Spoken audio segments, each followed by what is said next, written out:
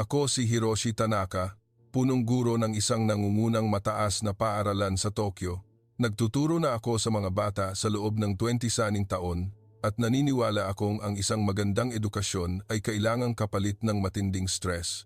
Maaring pagod ang mga batang Hapon, ngunit makakakuha sila ng matataas na marka, makakapasok sa mga nangungunang unibersidad at magiging mahalagang tao sa mundo. Sa aking pananaw, ang Pilipinas ay isang bansang masyadong masaya.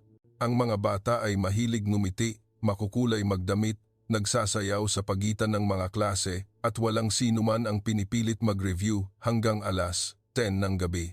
Nabasa ko ang ulat ng OECD. Ang mga batang Pilipino ay 2 taon na nahuhuli sa pagbabasa kaysa sa mga batang Hapon. Nahuhuli rin sila sa math, pati na rin sa science. Kita mo?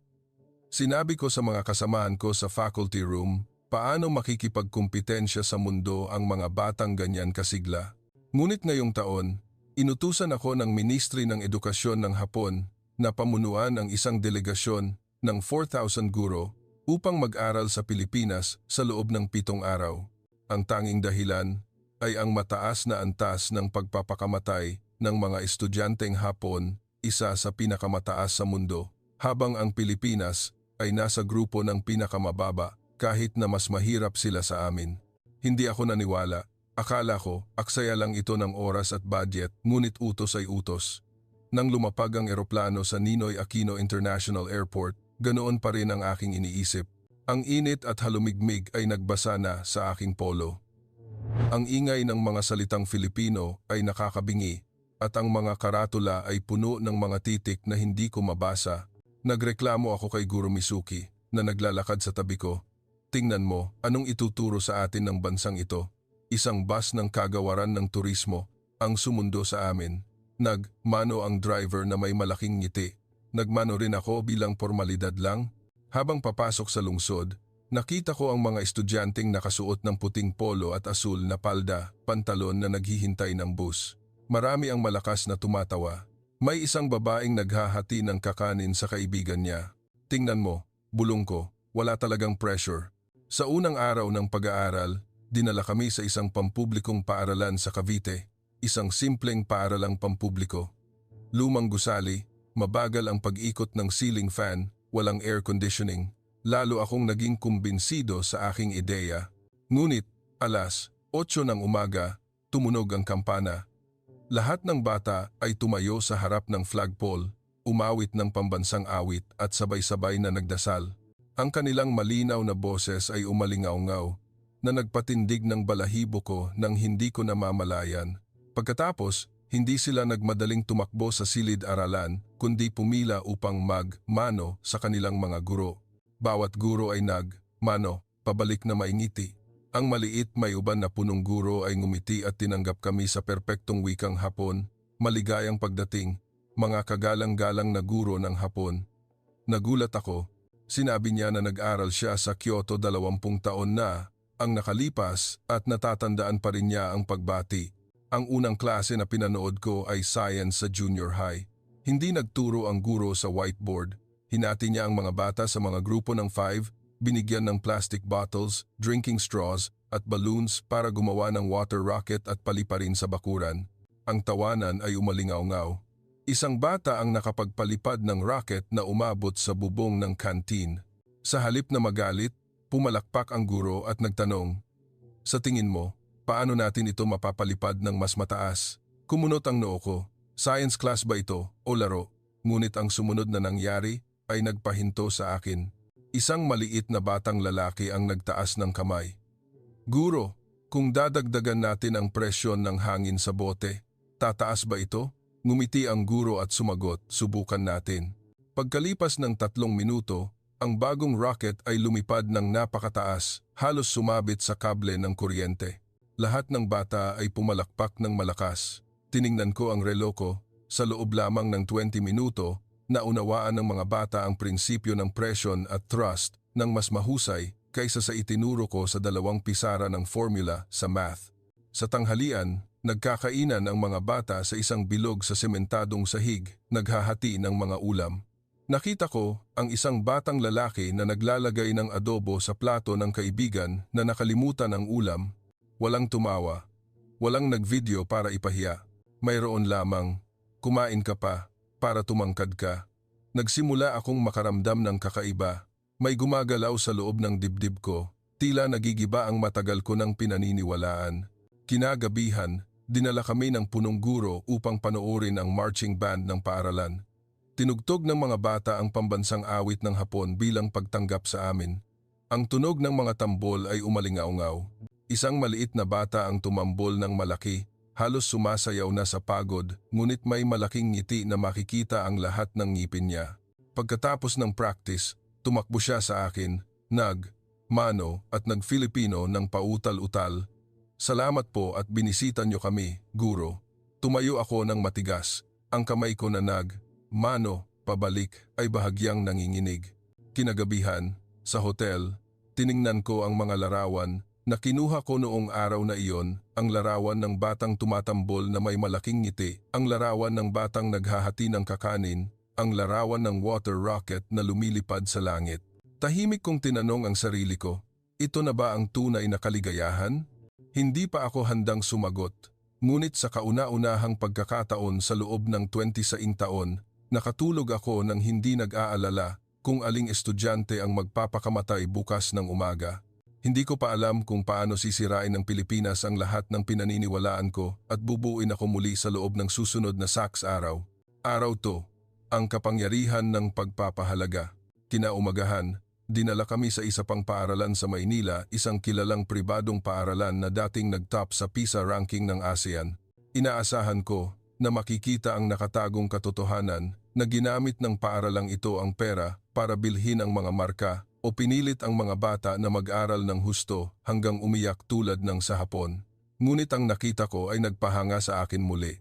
Alas 8 ng umaga, Mano pa rin ang lahat ng bata sa harap ng silid-aralan, ngunit ngayon ay may espesyal na seremonya. Ang class advisor ay nagbigay ng maliliit na pink na note sa bawat bata at pinasulat ng papuri para sa isang kaklase at idikit ito sa isang malaking board sa harap ng silid-aralan na may pangalan ng lahat. Nakita ko ang isang medyo matabang batang lalaki na nagngangalang Botong na ngumiti ng husto nang mabasa niya ang note na idinikit ng kaibigan niya. Si Botong ay magaling magkuwento, masaya siyang pakinggan. Si Botong ay tumutulong sa pagdadala ng mabigat na gamit para sa guro araw-araw. Salamat Botong, ngumiti si Botong at tila nagningning ang mundo. Tinakpan ni Botong ang bibig niya, naluluha siya. Lumapit ang guro at inakbayan siya ng mahina. Ngayon, ikaw ang bituin ng ating klase, Botong. Bumaling ako kay Guro Misuki at nagtanong ng mahina. Wala bang bullying sa paaralang ito? Mahina siyang tumawa. Mukhang wala po talaga. Ang pangalawang klase ay English. Ang guro ay isang binata na may mahabang buhok. Hindi siya nagbukas ng aklat. Nagpatugtog siya ng Imagine ni John Lennon at pinaupo ang mga bata sa isang bilog. Isang tanong lang ang tinanong niya. Kung ang mundo ay walang bansa, walang relihiyon, walang pagkakaiba, paano tayo mamumuhay ng magkasama? Sumagot ang mga bata ng may halong tawa at kaseryosohan. Hahatiin natin ang pagkain natin araw-araw. Walang magbubuli dahil sa kulay ng balat. Tutulungan natin ang isa't isa na magtanim ng mga puno para lumamig ang mundo. Hindi hinusgahan ng guro kung tama o mali. Nagbigay lang siya ng thumbs up sa lahat at pinaguhit ang mga bata ng kanilang pangarap na mundo. Pagkalipas ng 10 minuto, ang dingding ng silid-aralan ay puno ng makukulay na guhit. May isang bata na gumuhit ng mundo kung saan lahat ay nakangiti tulad ng mirasol. May gumuhit ng ilog kung saan ang mga isda ay lumalangoy ng magkasama ng walang dam. Tiningnan ko ang guhit ng isang babae. Ginuhit niya ang sarili niya na nakatayo, nakayakap sa mundo at may nakasulat na, gusto kong maging masaya ang lahat, pati na ang mga nagbubuli sa akin. Pakiramdam ko, may sumuntok sa dibdib ko. Sa tanghalian, hindi tumakbo ang mga bata para bumili ng snack sa tindahan tulad ng sa Hapon. Nagtipon sila at gumawa ng barbecue at puto para ibenta upang makalikom ng pera para sa mahihirap na bata. Ang mga senior high ay ang nag-iihaw ng karne. Ang mga junior high ay ang nagbabalot ng puto. Ang mga elementarya ay ang sumisigaw upang tumawag ng mga customer. Bumili ako ng 2 stick.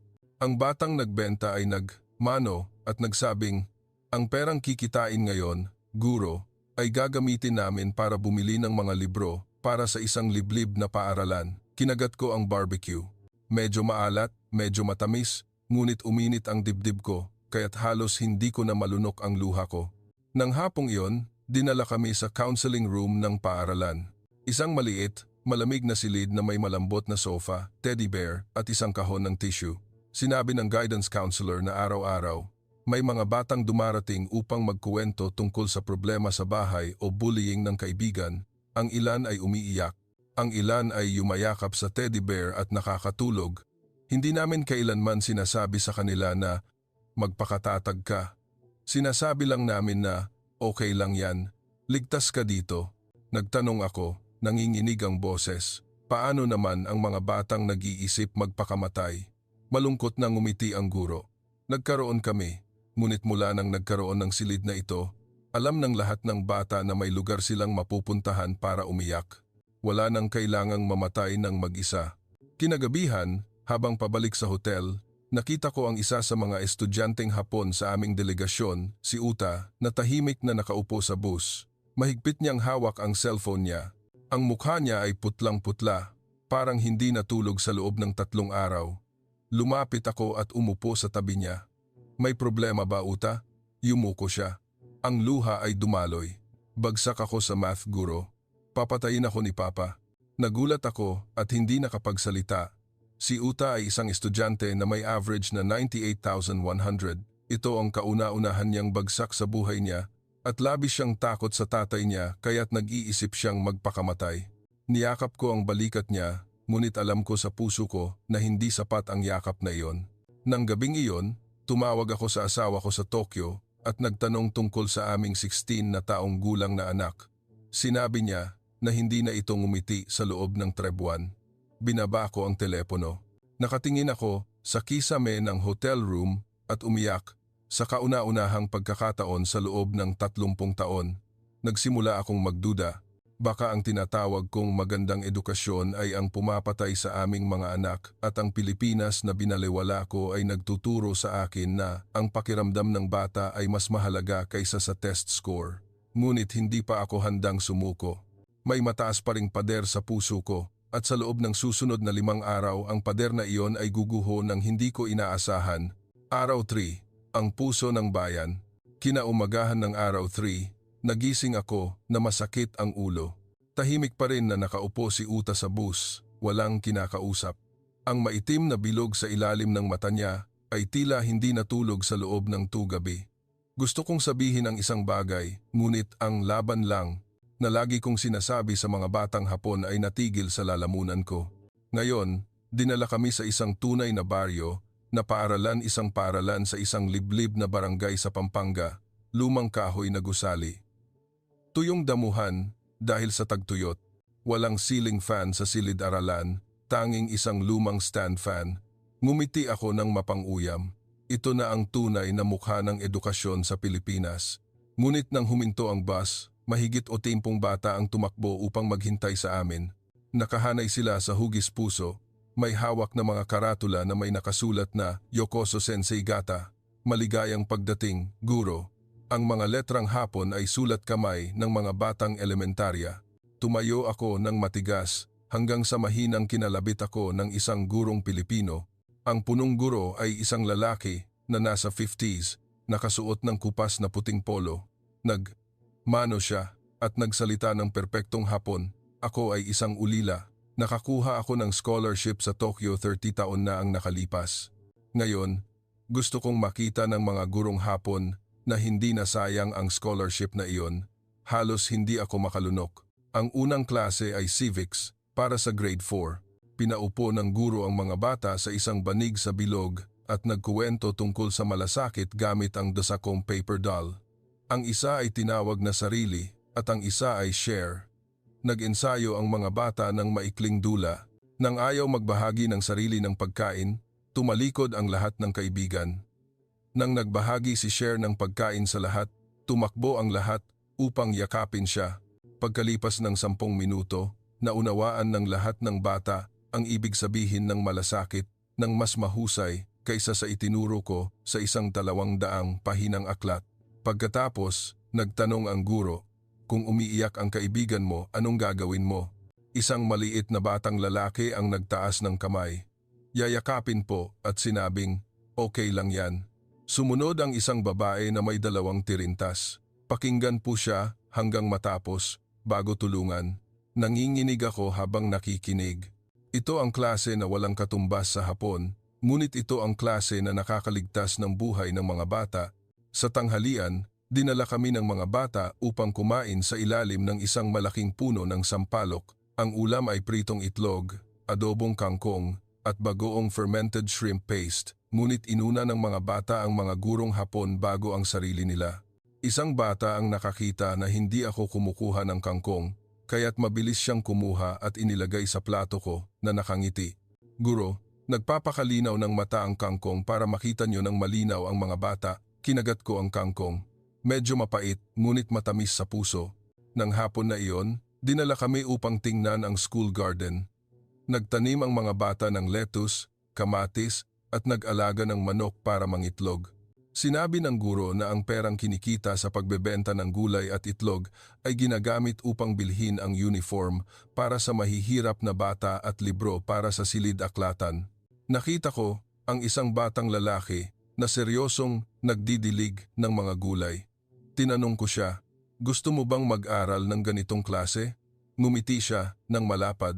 Opo guro, dahil makakain ko ang gulay na tinanim ko at hindi na kailangang bumili si nanay.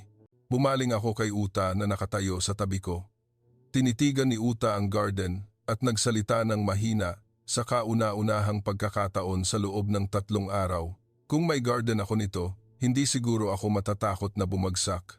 Nang hapong iyon, bago kami sumakay ng bus, lumapit sa akin ang punong guro at nagbigay ng maliit, puting sobre, regalo mula sa mga bata. Binuksan ko ito. Sa loob ay isang sulat na sulat kamay at isang watercolor painting ng paaralan. Sa ilalim ng larawan, may message sa Hapon, Mahal na Guro Hiroshi, salamat sa pagbisita sa amin. Gusto namin na ngumiti rin kayo. Dahil ang guro na ngumingiti, maglalakas loob ang mga bata na sabihin ang nasa puso nila. 3 beses ko itong binasa. Pagkatapos, tinakpan ko ang bibig ko. Ang luha ay dumaloy nang hindi ko namamalayan. Sa bus pabalik sa Maynila, nakaupo si Uta sa tabi ko at nagsabi ng isang pangungusap na nagbasag sa puso ko. Guro, kung ipinanganak lang ako sa ganitong paaralan, hindi siguro ako nag-iisip na magpakamatay. Niyakap ko ng mahigpit si Uta. Sa pagkakataong ito, hindi ako nagsabi ng laban lang. Sabi ko lang, patawarin mo ako, Uta, dahil mali ang itinuro ko sa iyo sa buong buhay ko. Nang gabing iyon, nagsulat ako ng email sa Ministry ng Edukasyon ng Hapon. Ang subject ng email ay isang pangungusap lang. Pinapatay natin ang ating mga anak. Pakiusap, itigil na natin. Ang pader sa puso ko ay gumuho ng gabing iyon. Alam ko na, sa loob ng susunod na 4 na araw, hindi na ako si punong Guro Tanaka mula sa Hapon, kundi si Hiroshi, ang tao na gustong ngumiti ang lahat ng bata. Araw 4. Ang agham ng puso. Kinaumagahan ng araw 4, nagising ako na may pakiramdam na hindi ko pa naranasan. Ang aking dibdib ay magaan, tila inalis ang steel armor na suot ko sa loob ng 26 taon. Dinala kami sa isang laboratory school ng isang kilalang universidad sa Maynila. Ito ang paaralan na may ilan sa pinakamagagaling na batang Pilipino na may pinakamaraming nakakapasok sa medical school sa bansa. Sa isip ko, sa wakas, makikita ko na ang tunay na mukha ng sistema ng Pilipinas. Kailangang may mga bata na nag-aaral ng 10 oras sa isang araw, may mga guro na nananakit, may silid ng pagtatanong, ngunit ang nakita ko ay nagpahinto sa akin muli. Alas 8 ng umaga, mano pa rin ang lahat ng bata sa kanilang guro, ngunit mano pabalik ang guro, hawak ang dibdib at sinabing, ngayon, matututo rin ako sa inyo. Ang unang klase ay physics sa senior high, ang paksa ay Newton's laws. Hindi nagbukas ng aklat ang guro, hindi siya nagsulat ng formula. Nagdala siya ng isang totoong bisikleta sa entablado at pinasakay ang 3 bata sa roller na mayroong force meter. Ang unang bata ay dahan-dahang nagpa-jack. Ang bisikleta ay gumalaw ng dahan-dahan. Ang pangalawang bata ay mabilis na nagpa-jack. Ang bisikleta ay umusad. Ang pangatlong bata ay biglang huminto sa pagpa-jack. Ang bisikleta ay gumalaw pa rin ng sandali. Isang tanong lang ang tinanong ng guro. Ano ang nakita nyo? Nagtaas ng kamay ang mga bata. Inertia, guro, momentum, ang unang batas ni Newton. Ngumiti ang guro at nagbigay ng thumbs up. Tama, 7 minuto lang ang ginamit sa klase. Tiningnan ko ang relo ko at napanganga.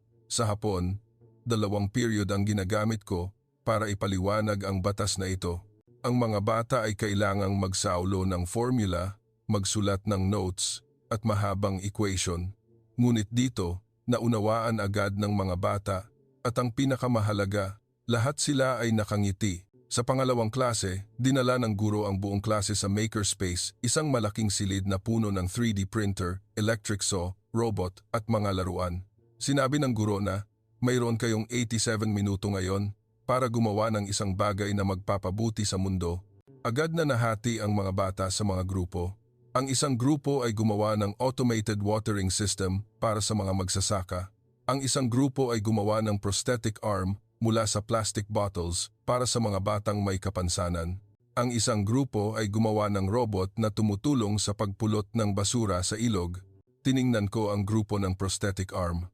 Isang maliit na batang lalaki na nagngangalang Jay ang nag-assemble ng braso mula sa water bottle at lubid. Nagtanong ako, bakit ito ang pinili mong gawin? Sumagot si Jay nang hindi tumitingin.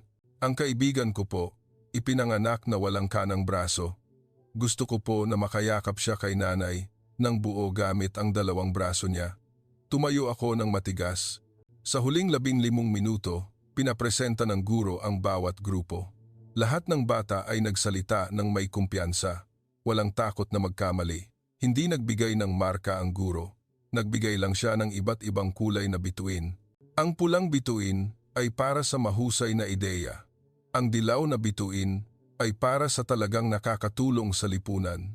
Ang asul na bituin ay para sa nagpapagusto sa guro na subukan gawin din. Lahat ng bata ay nakakuha ng puno ng bituin sa board. Nagtanong ako sa guro, paano ang mga batang hindi natapos? Ngumiti ang guro, tapusin na lang bukas. Walang sino man ang naiiwan. Sa tanghalian, nakita ko ang grupo ng prosthetic arm na tumakbo sa kanilang may kapansanang kaibigan. Sinubukan nilang isuot ang prosthetic arm. Itinaas ng batang may kapansanan ang braso niya at niyakap ang 4 kaibigan ng sabay-sabay at umiyak sa tuwa. Tumayo ako, lumuluha. Ito ang paaralan na may pinakamaraming nakakapasok sa medical school sa bansa, ngunit walang umiiyak dahil sa bagsak. Umiiyak lang dahil ginawan sila ng kaibigan nila ng braso. Nang hapon na iyon, dinala ako ng punong guro upang tingnan ang quiet room, ang silid na walang mesa, walang silya, mayroon lang mga unan at isang halaman. Ang karatula sa harap ng silid ay nakasulat.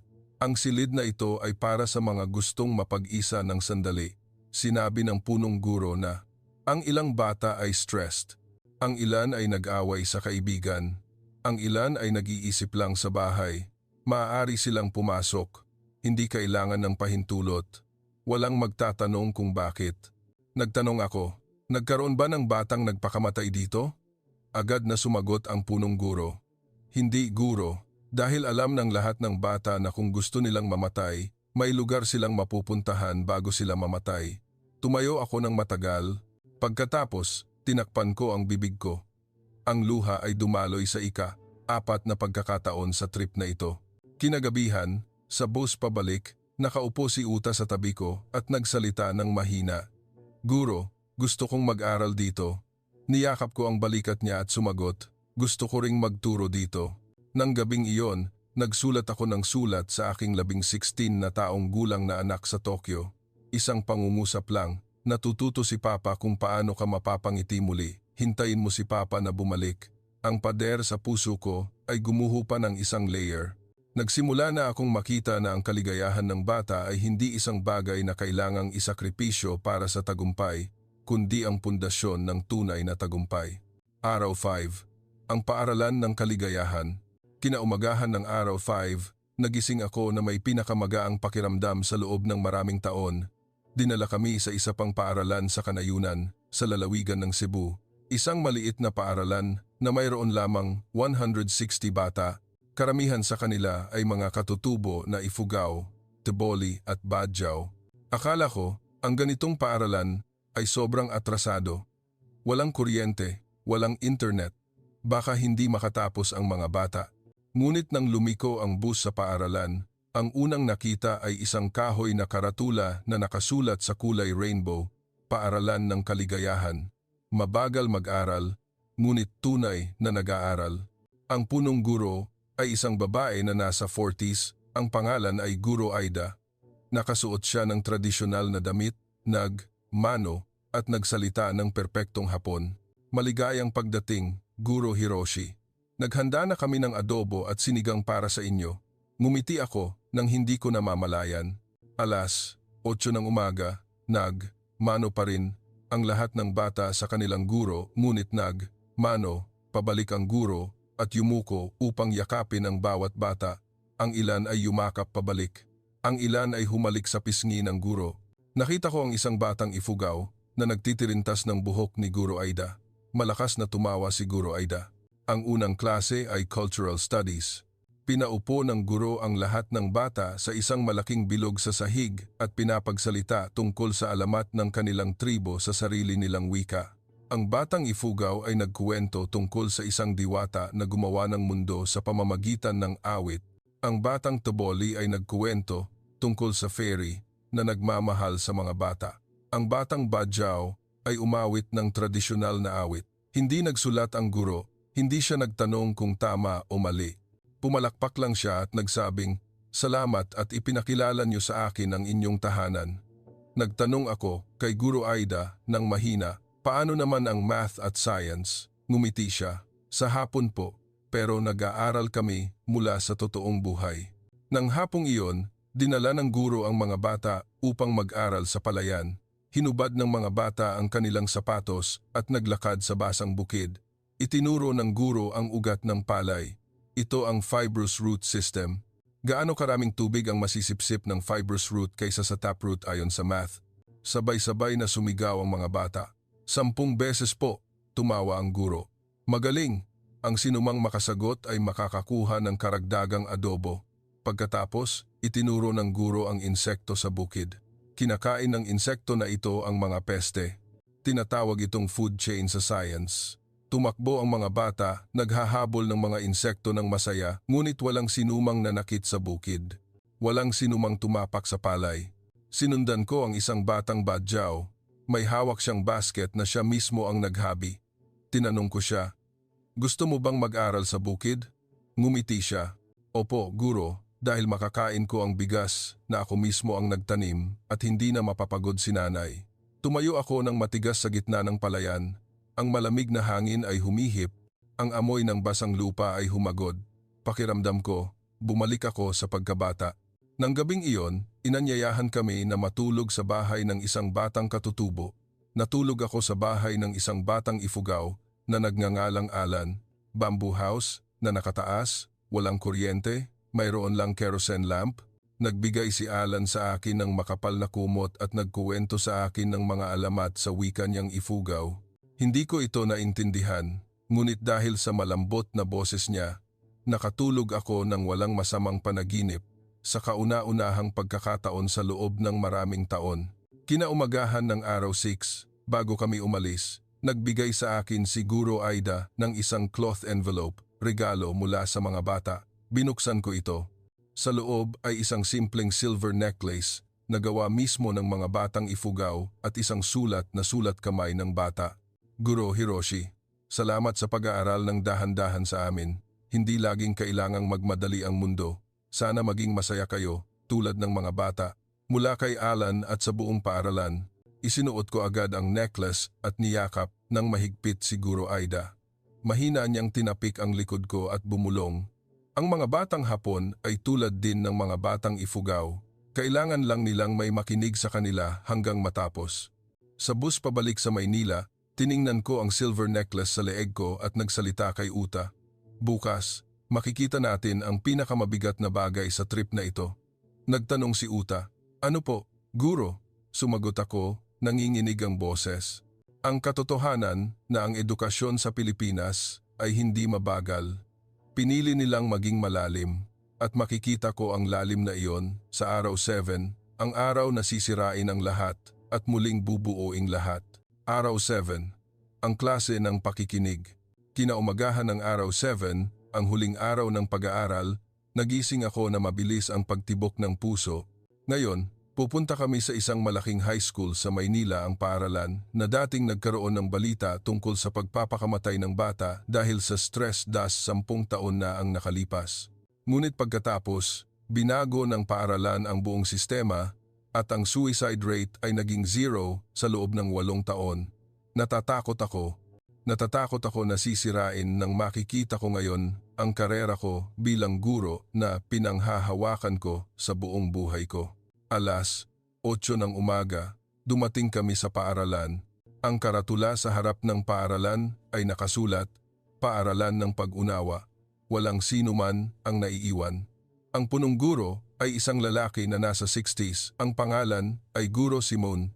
Dati siyang guro na halos magpakamatay, mismo 20 taon na ang nakalipas dahil sa labis na panggigipit sa mga bata hanggang sa mamatay ang isa sa kanila. Ngayon, nagmano siya at nagsalita ng nanginginig ang boses. Maligayang pagdating. Dati akong guro tulad ng hapon ngayon. Ngayon, gusto kong makita niyo ang solusyon. Ang unang klase ay Listen to the End. Pinaupo ng guro ang mga senior high sa isang malaking bilog. Isang bata ang pinaupo sa gitna. Ang batang lalaking iyon, si Botong, ay nagtangkang magpakamatay noong nakaraang taon. Sinabi ng guro na, ngayon, ikukuwento ni Botong ang kuwento niya. Ang tungkulin natin ay pakinggan hanggang matapos. Huwag maghusga, huwag magbigay ng payo. Nagsimulang magkuwento si Botong, nanginginig ang boses. Dati, laging grade 1 ang grade ko. Pero nang mag-grade 11 ako, pinapunta ako ni na mama at papa sa tutorial ng 8 oras sa isang araw. Sabi ko, pagod na ako, pero walang nakinig sa akin. Kaya uminom ako ng 30 sleeping pills. Tahimik ang silid. Nakita ko ang luha na dumadaloy sa pisngi ng maraming guro. Ang maraming gurong Hapon sa aking delegasyon ay yumuko. Nagpatuloy si Botong. Nang magising ako sa ospital, nakaupo si Guro Simon sa tabi ng kama ko. Hindi ako sinaway. Hindi niya sinabi na mahina ako. Hinawakan niya lang ang kamay ko at sinabing, patawarin mo ako, Botong, dahil hindi ako nakinig sa iyo noon. Umiyak ako sa kauna-unahang pagkakataon sa loob ng 3 taon. Pagkatapos magkuwento ni Botong, pinatayo ng guro ang lahat ng bata at pinasabi ang isang salita kay Botong, salamat sa pagkuwento. Walang nagsabi ng laban lang. Walang nagsabi ng, sa susunod, maging mas mahusay. Mayroon lang, salamat sa pagkuwento. Nanginginig ako habang nakikinig. Ito ang klase na wala ako sa Hapon. Sa tanghalian, dinala ako ni Guro Simon upang tingnan ang safe room, ang silid na dating interrogation room para sa mga bata. Ngayon, naging silid na may malambot na sofa, mga unan, teddy bear at comic books. Ang karatula sa harap ng silid ay nakasulat, ang silid na ito ay walang mali, walang tama. Mayroon lang kuwento na gustong sabihin. Sinabi ni Guro Simon na araw-araw, may mga batang dumarating, average na 20 bata, ang ilan ay tahimik na nakaupo. Ang ilan ay umiiyak. Ang ilan ay natutulog. Hindi kami nagre-record, hindi kami nagre-report sa mga magulang. Mayroon lang kaming taong nakaupo sa tabi nila. Nagtanong ako, nanginginig ang boses.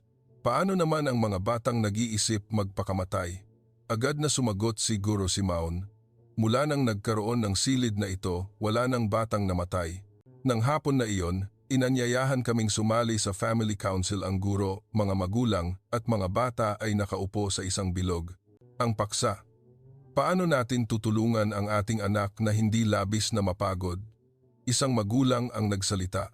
Dati, pinipilit ko ang anak ko na mag-tutorial ng 10 oras sa isang araw. Nagtanong ang guro, masaya ba ang anak niyo? Nanahimik ang magulang. Pagkatapos, umiyak. Isang batang babae ang nagsalita. Gusto ko po na tanungin ako ni na mama at papa araw-araw kung pagod ba ako sa halip na tanungin kung ilang marka ang nakuha ko. Tahimik ang silid.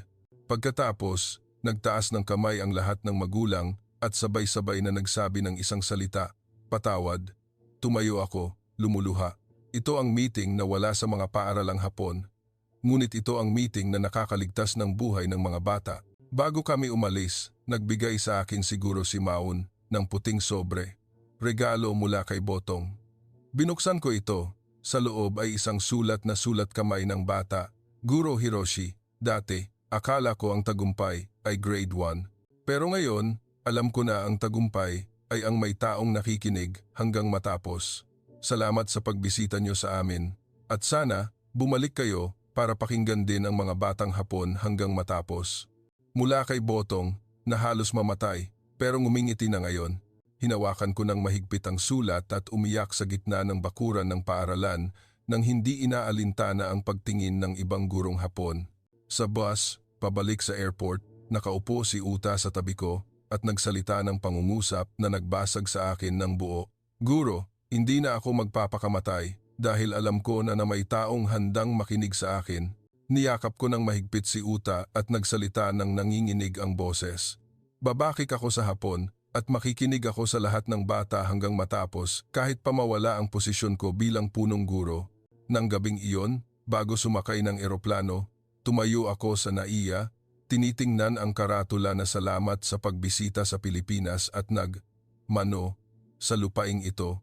Sa kauna-unahang pagkakataon sa buhay ko, alam ko na, ang 7 araw na ito ay hindi study tour. Ito ay isang rebirth.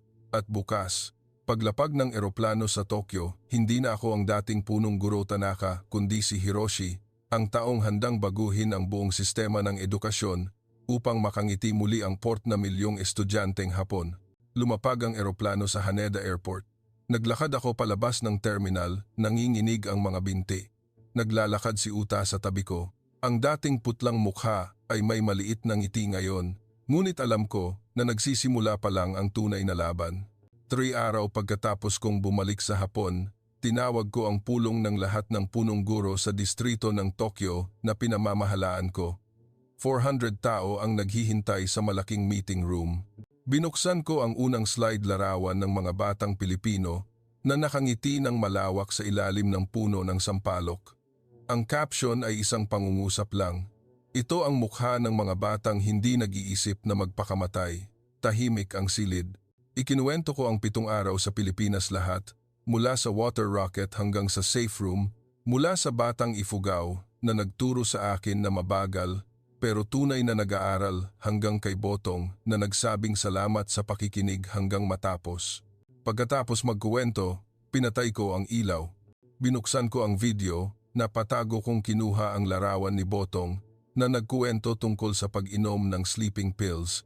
Ang larawan ng batang babae na niyakap ang kaibigan gamit ang prosthetic arm na gawa sa water bottle. Ang larawan ni Guro si Maun na umiiyak sa gitna ng family council. Tahimik ang meeting room hanggang sa marinig ang paghikbi. Nagtaas ng kamay ang punong guro ng isang paaralan. Ang luha ay dumadaloy sa mukha niya. May true estudyante akong nagpakamatay ngayong taon. Hindi ko alam kung anong gagawin. Nagtaas ng kamay ang isa pa. Sinaway ko ang isang bata hanggang umiyak siya kahapon dahil pangalawa lang ang rank niya sa exam. Itinaas ko ang kamay ko para patigilin ang lahat. Pagkatapos, sinabi ko ang pangungusap na inensayo ko sa buong gabi.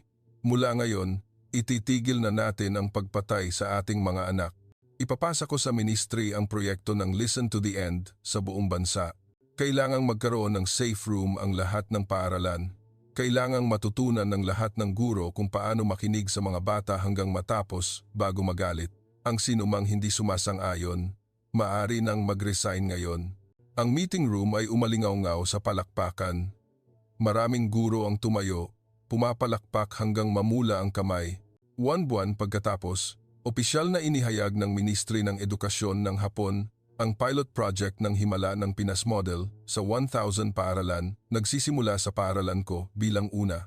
Pinalitan ko ang pangalan ng paaralan ko mula sa Tokyo North High School patungo sa paaralan ng pag-unawa.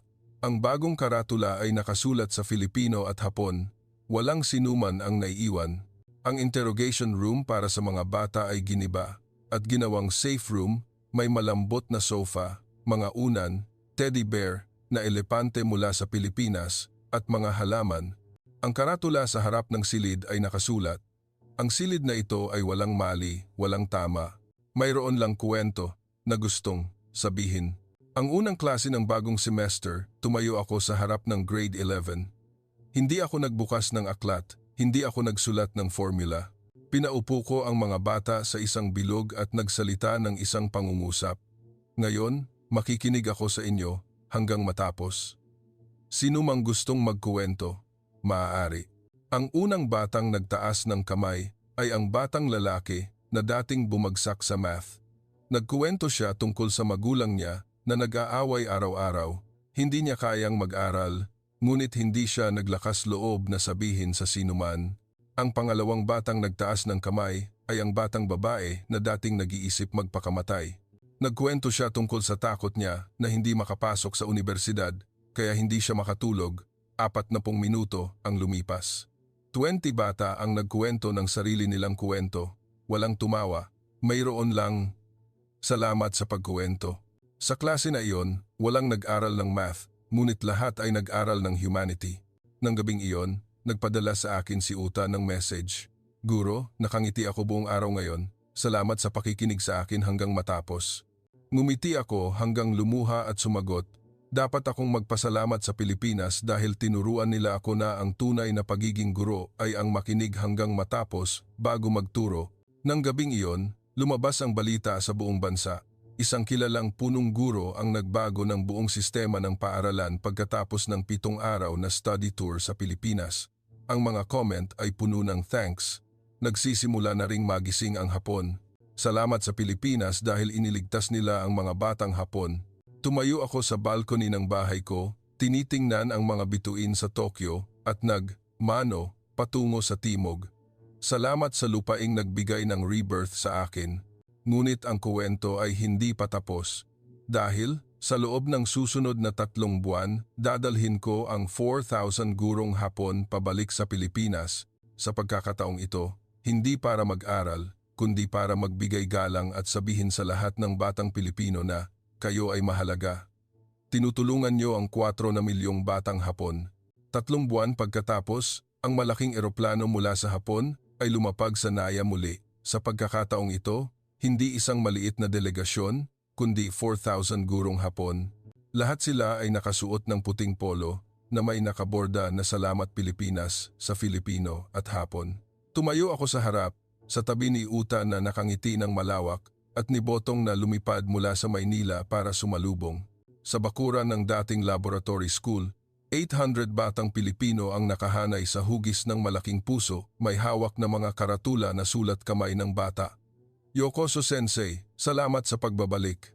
Si Guro Simon, Guro Aida, at lahat ng guro na dating sumalubong sa akin ay naghihintay. Lumakad ako papunta kay Guro Simon, yumuko at nagbigay galang sa tunay na Filipino way at nagsalita ng nanginginig ang boses. Ako ay dating guro na pumapatay ng bata nang hindi ko alam. Ang Pilipinas ay nagligtas ng 4 na milyong batang Hapon. Ngayon, dinala ko ang 4,000 guro para magbigay galang. Inangat ako ni Guro Simaun at niyakap ako ng mahigpit. Umiyak siya sa gitna ng bakuran ng paaralan. Lahat ng batang Pilipino at gurong Hapon ay umiyak. Si Botong, ang batang dating uminom ng 30 sleeping pills, ay lumapit sa akin. Nag-abot siya ng kamay. Guro Hiroshi, volunteer po ako sa safe room ng paaralan. Araw-araw, average na 30 bata ang nakikipag-usap sa akin at wala nang namamatay. Niyakap ko ng mahigpit si Botong. Nang hapon na iyon, nagdaos kami ng malaking kaganapan na tinawag na araw ng pakikinig. 4,000 gurong Hapon ang nakaupo sa isang bilog kasama ang 800 batang Pilipino. Ang mga batang Pilipino ay nagkuwento. Ang mga gurong Hapon ay nagkuwento tungkol sa mga batang nagpakamatay sa sarili nilang paaralan. Isang batang Ifugao na nagngangalang Alan ang tumayo at nagsalita ng dahan-dahan sa Filipino. Akala ko po na mayaman ang mga Hapon at masaya. pero sinabi ni Guro Hiroshi na mayaman ang mga Hapon pero hindi nakangiti. Gusto ko po nang umiti ang lahat ng guro tulad namin. Pagkatapos, lumapit si Alan sa akin. Ibinigay niya sa akin ang silver necklace na binigay niya sa akin 3 buwan na ang nakalipas, ngunit ngayon, may pendant ito na hugis maliit na puso. Nagdagdag po ako ng puso para sa inyo, Guro, dahil pinalaki niyo ang puso ko. Isinuot ko agad ang necklace at yumuko upang magbigay galang sa maliit na batang ifugaw na iyon muli. Nang gabing iyon, tumayo ako at nagsalita sa entablado sa gitna ng bakuran ng paaralan. Nanginginig ang microphone sa kamay ko. 3 buwan na ang nakalipas, dumating ako dito bilang isang mapagmataas na punong guro. Akala ko walang matututunan ang Hapon sa Pilipinas. Ngunit ang 7 araw na iyon ay nagpamatay sa akin ng buo at muling nagbuhay sa akin bilang isang tao na nakakaintindi sa kahulugan ng salitang guro. Ngayon, hindi ako kinatawan ng Hapon. Ako ang kinatawan ng 4 na milyong batang Hapon na dumating upang magbigay galang at magpasalamat sa lupaing Pilipinas na nagturo sa amin na ang tunay na tagumpay ay hindi ang exam score, hindi ang world ranking, kundi ang bilang ng mga batang nakangiti bago matulog gabi-gabi. Tumigil ako, yumuko ako, at nagbigay galang sa lupaing Pilipinas muli. 4,000 gurong Hapon ang tumayo. Mano, sila ng sabay-sabay. Ang malakas na tunog ng arigato gozaimasu, salamat po, ay umalingaw-ngaw sa buong naya. Nang gabing iyon, nag-iisa akong naglakad sa bakuran ng paaralan. Tiningnan ko ang mga bituin sa kalangitan at tahimik na nagsalita sa sarili ko. Ang kadakilaan ng isang bansa ay hindi sinusukat ng matataas na gusali o high-speed train, kundi ng ngiti ng huling bata na binaliwala. Mano ako sa mga bituin at nangako sa sarili ko. Bawat taon, ibabalik ko ang mga gurong Hapon dito hanggang sa makangiti ng malawak ang lahat ng batang Hapon tulad ng mga batang Pilipino. Dahil ang tunay na himala ay hindi nangyayari sa lab o sa exam room, kundi sa puso ng mga taong handang makinig sa isa't isa hanggang matapos, at ang Pilipinas ang pinakadakilang guro na nagkaroon ng mundo. 5 taon, pagkatapos, ang pag-uwi ng malasakit. 5 taon ang lumipas, mabilis. Ang Tokyo ay nagbago na. Opisyal na ipinatupad ng Ministry ng Edukasyon ng Hapon ang himala ng Pinas Model sa buong bansa. Lahat ng paaralan ay kailangang magkaroon ng safe room. Lahat ng guro ay kailangang dumaan sa listen to the end training nang hindi bababa sa 40 oras.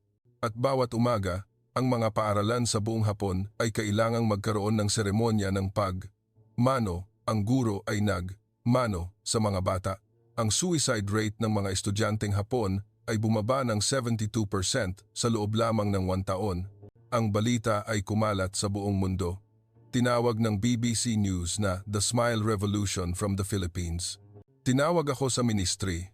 Nag-abot ng kamay ang kalihim ng edukasyon. Tanaka-san, ikaw ang bayani ng bansa.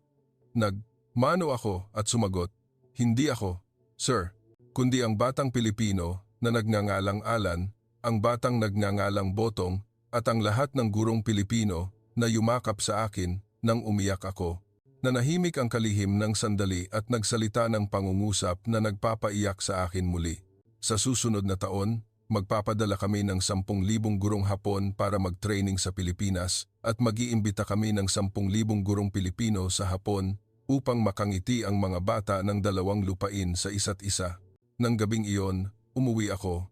Ang aking 17 taong gulang na anak na matagal nang hindi ngumiti ay tumakbo at niyakap ako sa pintuan. Papa, Ika, 100 lang ang rank ko sa paaralan ngayon, pero masaya ako dahil tinanong ako ng guro kung pagod ba ako bago tanungin ang score ko. Niyakap ko ng mahigpit ang anak ko at umiyak sa yakap niya sa kauna-unahang pagkakataon. Nang gabing iyon, binuksan ko ang computer at nagsulat ng huling sulat sa lahat ng guro sa Pilipinas, lalo na kay Guro Simaon, Guro Aida at sa mga bata na nagbago ng buhay ko. Mahal na guro at lahat ng batang Pilipino, 1 taon na ang nakalipas, dumating ako sa inyo bilang isang taong nawawala. Ngayon, isinusulat ko ang sulat na ito mula sa Tokyo nang umingiti muli. Mahigit 80,000 safe room na ang naganap sa buong Hapon. Ang mga batang Hapon ay nagsisimula ng gumamit ng salamat at okay lang yan ng mas madalas. At bawat ngiti ng isang bata, sinasabi ko sa kanila na iyon ay regalo mula sa Pilipinas. Sa susunod na taon, dadalhin ko ang anak ko kay Alan. Pabibigyan ko siya ng adobo at sinigang sa ilalim ng puno ng sampalok at papaaralin ko siya na ang kaligayahan ay hindi nagmumula sa rank 1 kundi sa may taong nakikinig hanggang matapos. Salamat sa pagturo sa akin na ang pagiging dakilang guro ay hindi ang gawing pinakamagaling ang bata kundi ang gawing gustong gumising ng bata at pumunta sa paaralan araw-araw. Mula ngayon, bawat ngiti ng batang Hapon, mano ako patungo sa timog at tahimik na sasabihin, "Salamat Pilipinas, iniligtas niyo ang buhay namin." Nang may paggalang at pagmamahal, Hiroshi Tanaka, dating mapagmataas na punong guro, ngunit ngayon ay isang taong gustong ngumiti ang lahat ng bata. Pinindot ko ang send at pinatay ang computer. Lumabas ako at tumayo sa balcony, tinitingnan ang mga bituin sa Tokyo. Sa kauna-unahang pagkakataon sa buhay ko, nakita ko ang kalangitan na puno ng bituin dahil wala ng luha na tumatakip. At alam ko na, ang himala ng Pinas ay hindi nagtapos sa 7 araw. Nagsisimula pa lang ito at kumakalat sa buong mundo hanggat may isang batang gustong ngumiti.